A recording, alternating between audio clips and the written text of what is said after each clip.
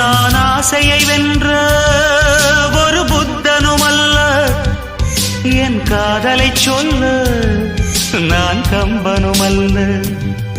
உன் காது கடித்தேன் நான் கனவினில் மெல்ல, இன்று கட்டி